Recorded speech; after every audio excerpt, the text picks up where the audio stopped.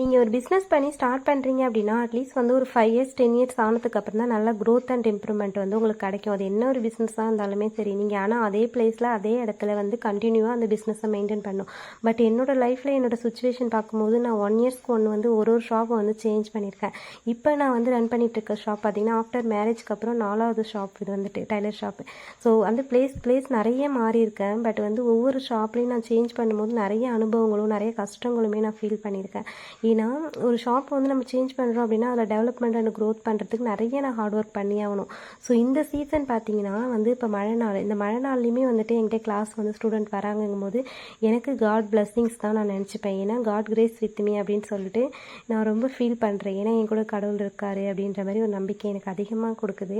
இப்போ வந்து மனிதர்களாக நம்பினா ஒரு சூழ்நிலைக்கு அப்புறம் கைவிட்டுருவாங்க. ஆனால் காட் வந்து நம்மளை எப்பயுமே வந்து நம்மகிட்ட ஒரு தொழில் இருக்குது அப்படிங்கும்போது நமக்கான விஷயங்களை அவர் வந்து நிறைய ஹெல்ப் பண்ணுறாரு.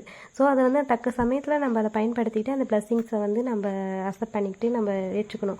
ஸோ வந்துட்டு அதேமாரி தான் அந்த டைமிங்கில் பார்த்தீங்கன்னா நிறைய ஸ்டூடெண்ட் என்கிட்ட ஒரு 3 ஸ்டூடெண்ட்டு நான் ஓப்பன் பண்ணி ஒரு 1 மந்த் தான் இருக்கும்னு நினைக்கிறேன். அது கூட இருக்காது. பட் இந்த 1 மந்த்லேயே எனக்கு 3 ஸ்டூடெண்ட் வந்து ஜாயின் பண்ணிட்டாங்க. பட் ஒரு நாளைக்கு பஸ் ஃபேர்னு பார்த்தா அவங்களுக்கு 20 ரூபா, வரத்துக்கும் போகிறதுக்குமே உங்களுக்கு 20 ருபீஸ் செலவு பண்ணி லாங்லேருந்து ட்ராவல் பண்ணி வந்து இவ்வளோ தூரத்தில் நான் ஷாப் சேஞ்ச் பண்ணியுமே வந்து கற்றுக்குறாங்கும் போது என்ன தேடி வந்து கற்றுக்குறாங்கும் போது நான் ரொம்ப பிளஸ்ஸிங்ஸ் தான் சொல்வேன்.